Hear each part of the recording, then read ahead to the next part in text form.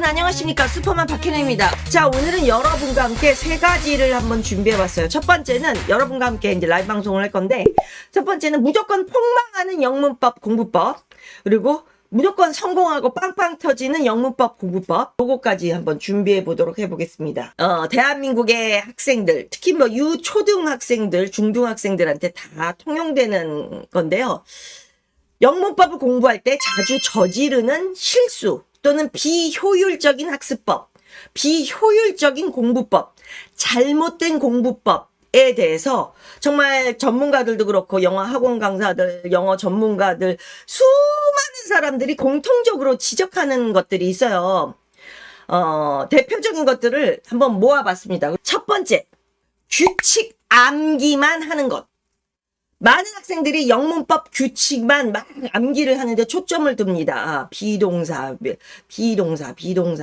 ing 오빠, ing. 그리고 자, 이렇게 영문법 규칙을 암기하는 데만 초점을 두는 학생들이 많습니다. 그렇지만 실제로 문장 내에서 그 문법이 어떤 식으로 사용되는지 정확한 이해를 잘 못해요. 혹은 얄푼하게만 이해를 한 다음에 그 규칙에 맞춰서 빨리 문제를 풀기만 하죠. 예를 들어서 시제 일치 규칙을 배웠어. 그러면 실제로 글을 쓸 때나 말을 할 때 시제를 일치해야 되는데 잘 되지 않아. 막 헷갈리는 애들 되게 많아. I was ate 뭐 이런 거야. 갑자기 I was eating 그래야 되는데 그 당시 나 먹고 있었어 해야 되는데 막 생각해가면서 말을 한단 말이에요. 실제로 말을 하거나 글을 쓸 때 자연스럽게 내가 암기한 문법 규칙을 적용하지 못하는 친구들이 많아요. 자, 그건 왜 그러냐? 아니 문법 규칙을 암기하는 것보다 그거의 예문을 진짜 훨씬 더 많이 접해야 돼요. 스토리텔링, 뭐 여기서 규칙을 간단하게만 설명하고 계속 스토리가 나오잖아요. 문장 속에서 나오는 규칙들, 그거를 큰 소리 내어 읽거나 아니면 실제 회화에서 말을 하다 보면 내가 틀린 거를 자꾸 틀린 규칙으로 말을 하면 그거를 고쳐주는 것, 고침을 받는다. 이게 사실 우리나라에서는 쉽지 않죠. 그래서 줌 수업이라든지 뭐 원어민 수업이라든지 뭐 국제학교를 다닌다든지 이걸 할 수밖에 없는 이유가 내가 말을 하면서 자꾸 고쳐주잖아요. 그러면서 내가 잘못된 시제 규칙, 뭐 잘못된 문법 규칙으로 말을 하더라도 말을 하면서 자연스럽게 받아요. 저도 어렸을 때 그런 적 많아요.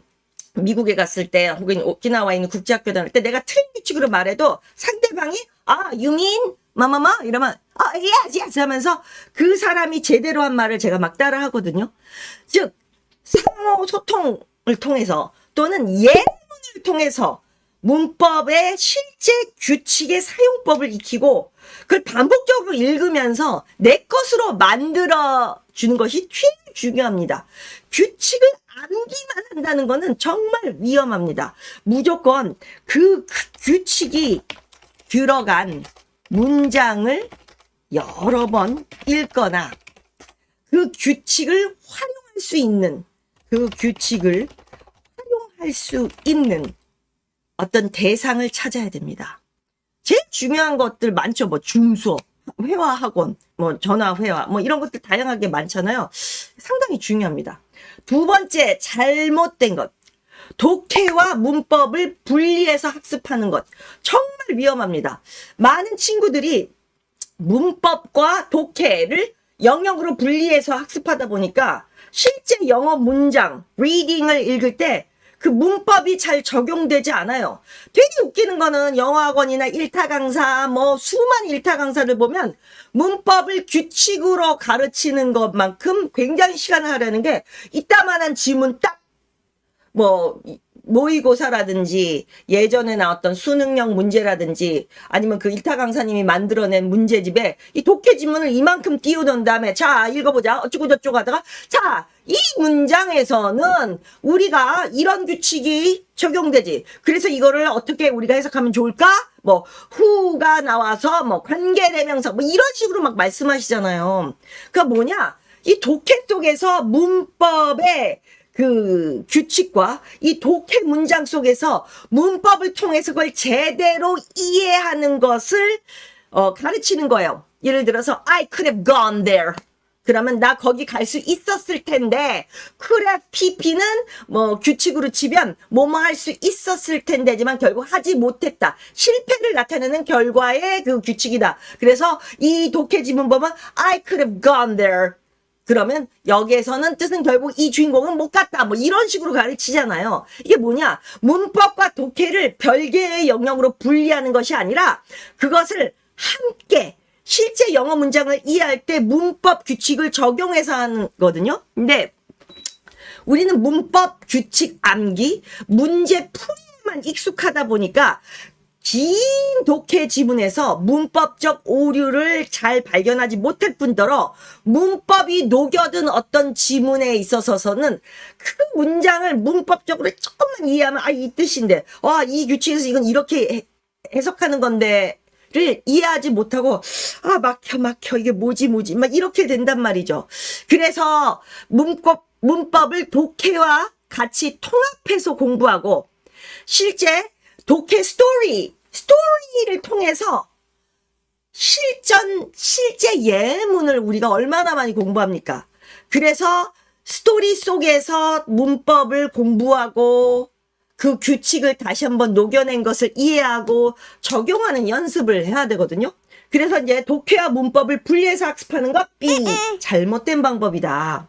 세 번째, 무조건 통망하는 영문법의 이 규칙으로는 예문 없이 문법 공식만 외우는 겁니다. 문법 규칙을 배우고도 실제 문장에서 해당 문법이 어떻게 사용되는지 몰라. 막 말하거나 글 쓸 때 활용을 못하는 친구들이 많아요. 예를 들어서 뭐 그런 거 있잖아요. 현재 완료는 과거에서부터 현재까지의 경험이나 어떤 상태를 나타낸다. 그 규칙을 막 우리 배우잖아요. 현재 완료. 현재는 과거의 어느 시점부터 지금 현재까지의 그 상태, 그 경험, 내가 했던 것을 나타낸다. 뭐 이런 거는 막 배워요. 현재 완료. 이렇게 배우잖아요. 근데 실제 문장에서 이걸 활용을 잘 못해. 현재 완료의 규칙에 관련된 걸로 내가 말이나 글을 쓸 수가 없어요. 이게 참 옛날 문법 공부 방법이 잘못된 건 잘못된 건데 참 미치고 팔짝 뛰는 게 우리나라의 내신 영어 고 1, 2, 3, 중 1, 2, 3 때는 이런 식으로 아직도 선생님들이 가르친다는 거지. 시험도 이런 식으로 나오고. 근데 웃기는 건 수능에서는 문법 문제가 딱 2문제밖에 안 나와요. 그러니까 이 많은 걸 왜 공부해야 돼? 현재 완료, 과거 분사, 뭐 이런 거 왜 공부해야 돼? 1형식, 2형식. 나도 하지 말라고 하고 싶은데 미치고 팔짝 뛰는 게 중학교, 고등학교 내신에서는 또 이런 용어들이 등장하고 이런 식의 시험을 치른단 말이야. 그러니까 안 할 수도 없어. 안 할 수도 없는데 또 웃기는 게 대학 들어가는 시험, 정시만을 내가 본다 그러면 이런 거 안 해도 돼. 근데 내신을 신경 써야 된다 그러면 해야 돼. 그러니까 결국 두 가지를 다 해야 되는 건데 어쨌든 규칙은 알지만 실제 문장에서 잘 활용을 못 해. 그러다 보니까 말을 할 때 글을 쓸 때 이게 현재 완료 이거 어떻게 하지? 이렇게 계속 따지면서 말이나 글을 못 해요. 그렇게 할 수가 없단 말이죠. 그렇기 때문에 예문을 통해서 어떤 규칙을 활용하고 문법 규칙이 녹여난 스토리텔링의 지문들을 많이 읽어야 돼요. 이 책의 장점은 어떤 딱 각 권마다 문법 규칙이 있어요. 그럼 그 규칙을 수많은 스토리 지문 속에서 보여줍니다. 그냥 스토리가 아니라 지금 내가 방금 배웠던 그 문법의 규칙들을 이 지문 속에서 녹여내갖고 그거를 미치는 수십 번 읽어야 돼요. 소리 내어서. 그래서 이렇게 하는 거구나. 확실하게 익히는 겁니다. 영어는 언어이기 때문에 문법 규칙보다는 실제 사용 상황에서 자연스럽게 사용할 수 있는 능력을 키워야 되는데 우리가 일본식 그 문법, 영문법 방식에 의존하잖아요. 규칙 외우고 그거 갖고 문제 1, 2, 3, 4 중에 틀린 규칙을 꼽아라. 피 꽂는 거. 그렇게 해서는 안 돼요. 무조건 예문 또는 독해 지문 문장 속에서 그 문법을 익혀야 되고 그리고 내가 자꾸 문법을 소리내어 읽어갖고 내가 익히게 된 그 문장을 가지고 내가 말하기와 쓰기 연습을 따로 또 해야 돼요. 그래서 문법을 체화하는 하는 방식이 제일 중요합니다. 그래서 저희가 grammar writing, 얼마 전에 했던 카스코, 문법을 녹여낸 쓰기, 문법을 녹여낸 reading, 문법을 녹여낸 talking, grammar speaking, 이런 것들을 책이 나와 있잖아요. 그러면 그 책들 가지고 연습을 하는 겁니다. 정말 내가 얼마만큼 그 문법의 규칙을 녹여낸 리더스 북을 소리내어 읽고 그런 걸로 쓰는 그 라이팅 북을 정말 열심히 쓰고 하느냐에 따라서 문법이 체화되는 거예요. 자동 발사 뿡이 되는 거란 말이에요. 그래서 다시 한번 예문과 함께 문법을 익힌다. 규칙 암기가 아니라 예문을 소리내어 읽으면서 문법의 규칙을 자꾸 이해해야 됩니다. 말하기와 쓰기를 병행해야 돼요. 그래서 배운 문법을 직접 말하고 큰 소리 낭독하고 그 문법에 예문이 들어간 걸 소리내어 읽고 그것을 글로 쓰는 연습을 해야 됩니다. 그리고 실제 영어 사용을 많이 해야 돼요. 그래서 흔히 말하는 우리 스피킹 클래스라든지 수많은 줌 수업 통해서 내가 말하는 것 속에서 나도 모르게 문법이 녹여 나오는 그런 경험을 해야 됩니다. 수많은 강사들, 유명한 그 영어 문법 전문가들은 이렇게 말합니다. 영문법의 규칙 설명은 최대한 짧게, 그 다음에 예문은 최대한 많이, 문제풀이를 큰 소리 낭독하면서 푸는 시간은 최대한 많이, 그리고 최대한 많이 반복해라라는 말을 많이 합니다. 왜냐하면 그렇지 않으면 까먹어. 그 다음에 우리가 실수하는 네 번째 이제 폭망하는 방법, 문법 문제 풀이에만 집중하기. 문법 문제를 풀기 위해 단편적인 규칙만 반복적으로 학습하고 1, 2, 3, 4번에 찍는 연습만 하는 친구들. 어떤 면에서는 문법 시험에서는 높은 점수를 순간순간 받을 수 있겠지만 실제 회화나 실제 작문이나 실제 독해에서는요. 정말 이 정확한 표현법을 사용해서 말을 하거나 작문을 하거나 굉장히 긴 지문에서 복잡하게 꼬인 이 문장을 잘 독해를 해내지 못해요. 리딩을 해내지 못한단 말이에요. 즉 문제 풀이에만 너무 초점을 맞춰서 1, 2, 3, 4 중에 틀린 것은 1, 2, 3, 4 중에 비동사, 뭐 투부정사 이게 잘못 쓰인 것은 콕콕콕콕 찍는 거에만 익숙한 친구들은 그 문제는 잘 풀지언정 요즘 방식으로 바뀐 말하기, 영작하기 나중에 이제 가면 다 바뀌잖아요. 이것을 진짜 할 수 없다는 겁니다. 독해가 자체가 안 돼요. 그래서 문제풀이만이 아닌 작문과 말하기 연습, 큰소리 낭독을 병행해야 된다. 그리고 시험만 잘 보기 위해서 문법 문제 풀이 학습을 공부했다 하면 굉장히 여러분들은 단편적인 공부, 바로 앞에만 해결하는 걸 하게 돼요. 막상 여러분들이 고등학교나 대학교나 취업할 때 보면 문법에 맞게 말을 유창하게 잘하고 글을 잘 쓰는 사람들이 빛이 나는데 그 사람들은 그렇게 어릴 때부터 공부하지 않아요. 문법의 그 규칙을 생활 속에서 녹여내고 독해, 리딩 속에서 녹여내고 말하기와 글쓰기를 엄청나게 연습하는 사람들이 진짜 성공하는 그 규칙이죠. 특히 제일 위험한 게 고급 문법에 집착하기. 기초 문법만 해도 충분한데 기초 문법이 부족한 상태에서 굉장히 하이엔드급의 어려운 문법 책을 사갖고 공부하는 경우가 많습니다. 예전에 Grammar in Use Basic만 해도 되는데 Grammar in Use Advance를 공부하는 친구를 봤어요. 내가 그랬어요. 아니 베이직만 하더라도 이미 모든 걸 다 가르쳤는데 굳이 어드밴스 하는 이유가 뭐야. 우린 뭐 토플, 뭐 토익, 문법 문제 몇백 문제 나오는 것도 아니고 요즘은 수능도 2문제밖에 안 나오는데 왜 이렇게 문법을 어려운 걸 해. 가정법 과거 완료에 있어서도 굉장히 어렵게 비꼬고 이런 고급 문법은 아는데 아주 기본적인 문법에서부터 실수를 하는 경우가 있어요. 구멍도 많이 나고. 그런 친구들한테 꼭 얘기하고 싶은 게 기초 문법 확실하게 다진 후에 단계적으로 나중에 내가 뭐 영문법을 더 깊이 알아야 되는 이유가 있을 때 그 부분을 연습하면 좋겠지만 처음부터 내가 문법적은 무조건 어려운 것만 한다가 이게 장땡이 아니라는 거죠. 그리고 문법이라는 걸 따로 떼어 공부하는 학생들이 되게 많아요. 이게 폭망하는 방법 6번째인데 영어 문법 따로 단어 따로, 독해 따로 이렇게 분리하는 공부를 많이 하는데 grammar reading, grammar storytelling, grammar 갖고 이게 요즘은 다 같이 융합을 하는 것이 완전 전 세계 공통적인 트렌드예요. 모든 책이 그렇게 나오고 있습니다. 그래서 문법 문제는 규칙은 빨리빨리 외우고 잘 풀지만 듣기나 말하기나 독해에서 아이들이 막 구멍이 뽕뽕 뚫리는 경우는 이게 같이 녹여낸 융합의 식으로 공부를 안 했기 때문입니다. 그래서 무조건 통합 학습을 해야 된다는 거고요. 정답만 맞추려고 하지 마세요.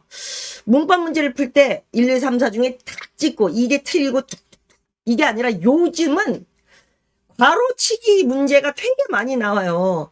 이 괄호치기 문제는 왜 나오냐면 어휘력을 테스팅하는 것도 있지만 이게 문법적으로 이 아이가 앞뒤의 문맥을 파악해갖고 이 속에 들어가는 단어를 뭘로 찍을까? 예를 들어 I could have gone there, but I 그러면 나는 I failed it, I missed it 뭐 나온다면 I could have gone there 이라는 그 문법의 규칙이 들어간 나 거기 갈 수 있었는데 but I failed it 하지만 내가 실패했어 but I missed it 내가 놓쳤어 but I 뭐뭐뭐 하면 벌써 그 앞문장에 그 규칙이 녹여난 난 거기 갈 수 있었을 텐데 결국 못 간 거죠. 갈 수 있었을 텐데 뭐뭐 할 수 있었을 텐데 그래 PP가 녹여낸 문장을 보면서 이 다음 문장에 들어갈 괄호를 내가 찍어내는 그런 문제가 많이 나오잖아요. 그래서 요즘은 대치동이나 뭐 전 세계 코스북이 이 괄호치기 문제가 되게 많이 나오고 얼마 전에 제가 수능 보여드렸죠. 수능의 모든 문제에 막 한 40, 50%가 괄호치기가 나오는데 괄호치기가 어휘력을 테스팅하는 괄호치기도 있지만 앞뒤 문맥에 문법적인 어떤 규칙이 들어간 상태에서 이 괄호 속의 단어가 결정타로 그 문법 규칙 때문에 요 단어를 고를 수밖에 없는 거. 팍! 이런 문제들이 되게 많이 나온단 말이야. 그래서 내가 왜 그렇게 됐는지 고민을 할 필요가 있습니다. 그 다음에 제일 중요한 게 저는 마지막 이유 같아요. 지속적인 복습의 부족. 문법을 한번 배운 후에 대부분 문제를 푼 다음에 나 문법 다 떼었다 뭐 이런 말 많이 해요. 저 학교 다닐 때 제가 제일 우습게 생각했던 애들이 친구들인데 성문영어 다 뗐어, 맨투맨 다 뗐어, 맨날 다 뗐대. 뭘 다 뗀 거야? 그럼 한번 쫙 봤대. 그리고 문제 풀었대. 그게 다 뗀 걸까요? 그 문법 공식이 들어간 녹여낸 예문과 스토리들을 엄청 읽고 자기가 또다시 다른 문제집으로 풀거나 그걸 더 복습하거나 거기 속에 있는 예문을 엄청나게 반복해서 읽어야 되는데 그냥 한 번 딱 보고 다 됐다 뭐 이런 말들 많이 하잖아요. 그래서 뭐 가정법 공부한 직후에 뭐 문제 몇 번 풀 수는 있지만 가정법을 이용해서 내가 말을 해보고 문제를 풀어보고 수없이 많은 예문을 읽어보는 친구 없습니다. 시험 끝나면 아니 우리 고3 때 시험 끝나고 지금까지 애 키우고 애 뭐 수영장 데려다주고 뭐 이러면서도 가정법 과거 완료, 가정법 과거 완료 뭐 이런 거 말한 적 있어요? 학교 다니고 끝이란 말이야. 근데 그러면 자기 것이 안 돼요. 반복 학습과 주기적인 복습이 필요해요.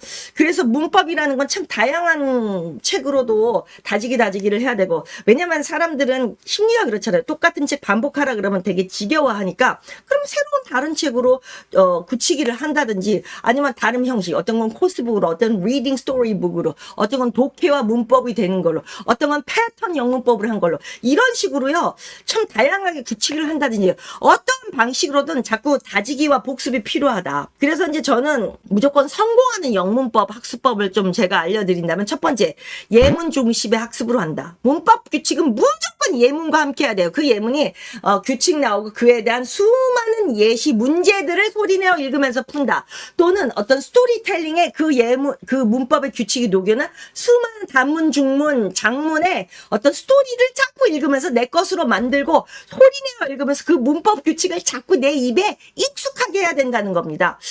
미국인 친구들한테 수없이 어려운 그런 문법 문제들을 물어보면 그 친구들은 number 4, right? 이러면 why? 이러면 I don't know. This is the most natural expression. 그러니까 가장 이렇게 하면 자연스럽게 표현이 된다는 거야. I think number 4. 뭐 이러지. 이걸 문법식으로 설명하라. 뭐 비동사, 후, 대관계절 이렇게 설명 안 한단 말이죠. 얘네들은 왜 그러냐? 수없이 많이 그게 익숙하게 들어왔고 수없이 많이 그런 문장을 접해왔고 많이 읽었기 때문에 그런 거잖아요. 아니 한국 아이들 우리가 문법을 초등학교 때 배워요? 초등학교 아이들한테 1형식, 2형식, 3형식, 목적어, 목적보 해가면서 모든 스토리를 읽으라 그래요? 안 그렇죠. 기본적으로 수많은 리딩이나 이런 문법 규칙이 녹여난 예문들을 많이 풀고 소리내어 읽고 어떤 스토리텔링을 통해서 많이 읽은 친구들은 이거를 크게 볼 줄 아는 능력이 생겨요. 그런 다음에 중학교 가서 뭐 비동사, 투부정사, 관계대명사 막 설명하더라도 굉장히 위에서 아래를 바라보는 식으로 넓게 한 손바닥 안에서 너 그렇게 해갖고 설명하고 있구나. 이게 보이면서 되게 쉽게 받아들여요. 그 다음 대부분이 문법 문제를 풀 때 괄호치기만 딱 괄호 안에 들어갈 거 틀린 거 1, 2, 3, 4만 찍고 그냥 그 다음 문제로 넘어가잖아요. 항상 그 답이 들어간 상태에서 괄호치기 안에 그 문법 문제에 그 괄호치기 안에 괄호까지 집어넣은 상태에서 문제를 여러 번 읽어야 됩니다. 그렇지 않고 문제만 풀고 쓱쓱쓱쓱 넘어가면 절대 자기 것이 되지 않아요. 그리고 두 번째 학습법으로는 기출문제와 유형을 분석하기. 학교 시험이라는 게 이제 특정 패턴이 있잖아요. 그래서 그 유형이 계속 반복되잖아요.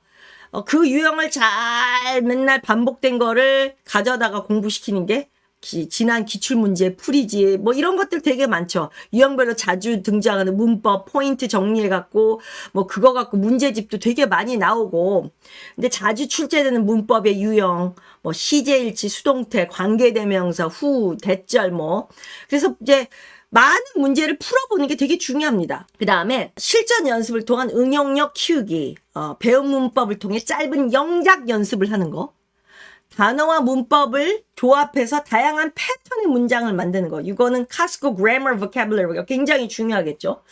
그 다음에 다섯 번째 제가 꼭 강추하는 방법은 단어와 문법의 연결학습입니다. 요즘 유행하는 대치동 영문법 시험이라든지 모든 영어 시험이 다 괄호치기를 통해서 나온다 그랬죠. 근데 이 괄호치기가 단어를 집어넣는 건데 단어의 어휘력을 테스팅하는 시험도 있지만 앞뒤 영문법의 그 문맥을 파악해갖고 단어를 찍어내갖고 하는 것도 되게 많거든요. 그래서 문법과 단어는 따로 공부하는 것이 아니라 무조건 통합해서 공부한다. 문법 문제를 풀 때 모르는 단어가 있다면 함께 풀어야 되고 문법 규칙을 배울 때 그 단어가 문법 속에서 쓰이는 쓰임새난지 문장의 역할을 익혀야 되고요. 어떤 단어가 이 문법의 형식, 이 규칙 속에서는 꼭 그 단어가 이런 식으로 쓰인다. 이런 거를 참 많이 예문을 통해서 익혀야 돼요. 문법은 절대로 단기간에 완성되지 않습니다. 장기 기억화 시켜야 됩니다. 주기적인 복습이 필요합니다. 다양한 교재, 코스북이나 리딩북이나 문법 그래머 코스, 어휘북이나 스토리북이나 문제집이나 다양한 방법으로 다지고 와이드 해갖고 주기적인 복습이 필요합니다. 왜냐하면 시제나 수동태나 전치사나 이 수많은 규칙이 한 50여 가지 되는데 이게 한 번에 안 돼요. 그래서 제가 제일 좋아하는 게 레벨드 그래머 코스북, 레벨드 그래머 북을 되게 중요해요. 베이비 버전, 그 다음에 유초등 버전, 초등 고학년 버전, 중등 버전, 고등 버전, 나중에 대학생들 토플용으로 보는 아주 하이엔드 어드밴스 버전. 왜 그러냐면 이 베이비 버전 때부터 완전히 쉽게 설명하면요. 문법에 완전 뼈대가 기초가 굳어집니다. 그 엄청난 단단한 기초 속에서 좀 더 하드하고 어렵고 복잡하고 이런 까다로운 문법 규칙으로 서서히 되더라도요. 똑같은 동명사 공부를 하더라도 중급, 고급에서 더 어렵게 나와도 끄떡없어요. 왜? 기초를 확실하게 했기 때문에. 아시겠죠? 그래서 참 다지는 게 되게 중요하다. 이게 합니다. 결론적으로는요. 학교 잘 보기 위해서는 일정 부분 암기와 문제풀이가 필요하겠죠. 하지만 그것만으로는 부족하다는 거예요. 이해를 통한 다양한 문제풀이, 큰소리 낭독을 통한 문제풀이, 큰소리 낭독을 통한 독해 스토리북 속에서 그 문법의 규칙을 수없이 많이 접해갖고 어떤 문법 규칙이 슉슉슉 들어간 날을 딱 잡고 있어야 돼요. 그래서 굉장히 긴 지문이 나오더라도 쑥쑥 읽다가 이 문장 이상하게 아무리 읽어도 해석이 안 돼. 왜 그러냐? 이게 문법 규칙이 녹여진 문장들이 가끔씩 있단 말이야. 아, 이거 도치된 거, 아, 이거 수동태, 아, 이러면서 슉슉슉 그럼 무슨 뜻이겠지 하고 이게 돼야 되는데 이 규칙을 모르는 상태에서 자꾸 이게 하려다 보면 막힐 때가 있거든요. 때로는 규칙이나 관용구나 컬러케이션이나 이런 것들이 꽉 잡고 있는 어떤 독해 지문이 있어요. 그러면 이따가 막힐 때 그 부분을 이해하는 법이 있는데 그거는 문법 규칙을 녹여낸 스토리북을 어릴 때부터 많이 읽어내야 돼요. 조정식 씨인가? 그 메가 스터디 그 일타 강사분이 영문법에 대한 강연을 예전에 TV에 나와서 잠깐 했던 것 같은데 그분도 그런 얘기를 하더라고요. 아, 영문법을 막 하는 게 아니라 이 스토리, 이 예문, 이 스토리, 이 지문 속에서 이게 이 영문법 규칙이 녹여낸 걸 한눈에 꽉 꿰뚫어보는 그 능력이 필요하다. 그렇지 않으면 읽어도 단어 모르는 단어는 없는데 이해를 못하는 친구들이 많다. 그거는 어떤 그 규칙을 녹여낸 것을 이게 간파하는 능력이 1초 만에 나와야 되는데 그걸 고민하고 이게 투부정사 이럴 필요가 없는 거죠. 여러분들이 문장을 암기만으로 끝내지 말고 문장을 통해 문법을 적용하고 활용하는 그 연습을 해야 됩니다. 누구는 그렇게 말을 해요. 문법 활용을 한 영작을 써라. 근데 저는 영작 일기를 써라. 뭐 영작을 해봐라. 미안한 말씀입니다만은 사실 우리 아이들 너무 바쁘고 우리 어머니들도 자 그럼 네가 오늘 문법 코스에서 배운 걸 토대로 네가 영작으로 일기를 써봐. 뭐 한번 영작 좀 10줄 써봐. 그러면 100명 중에 한두 명밖에 안 해요. 그러니까 자발적으로 뭔가를 막 일을 벌려서 하질 않는다는 거예요. 물론 그런 아이들도 있겠지만 그런 아이들한테 미안한 얘기지만 대부분이 할 일이 많고 갑자기 뭔가 무에서 유를 창조하지 않는단 말이에요. 저 같으면 문법 활용에 영작 일기를 써라, 뭐 영작을 스스로 해봐라? No. 그게 아니라 그런 코스북을 사서 그런 거에 맞춰서 이거 다음은 이 규칙을 활용해서 영작해봐. 이걸로 규칙에서 영작해봐. 뭐 괄호치기, 뭐 두 괄호치기, 세 괄호치기, 세 줄 쓰기 해갖고 진짜 그런 코스북을 가지고 진짜 풀게 해야지. 그냥 영작해봐라. 영작으로 네가 일기 써봐. 절대 안 합니다. 그리고 일기 써봤자 맨날 똑같은 말을 하고 그 규칙을 짜내서 하려고 해도 쉽지 않아요. 오히려 그 규칙이 녹여낸 어떤 쫙쫙쫙쫙 문제풀이, 영작풀이, 영작의 어떤 그 멍석을 깔아주는 그런 코스북이 좀 많아야 된다고 보거든요. 반복 낭독법은 아까 말했지 예문을 여러 번 읽고 예시 문장 읽고 스토리텔링을 읽어야 된다. 이거를 했습니다. 그래서 오늘의 가장 큰 결론은 큰 소리 낭독, 스토리텔링, 반복을 많이 하자. 꾸준한 반복. 영문법은 머릿속에 두면 영원히 끄집어 나오지가 않아요. 진짜 입 밖으로 꺼내야 사용해야 진짜 내 실력이 됩니다. 큰 소리로 읽고 스스로 문장을 말해보고 그 문법이 녹여낸 스토리텔링을 읽고 반복해서 연습한다면 말하기와 영작이 빵빵 터질 거다. 이 말은 확실하게 얘기하고 싶습니다. 오늘 너무 즐겁고요. 저는 또 다음 시간에 뵙도록 하겠습니다. 감사합니다. Thank you very much. See you soon. Bye bye.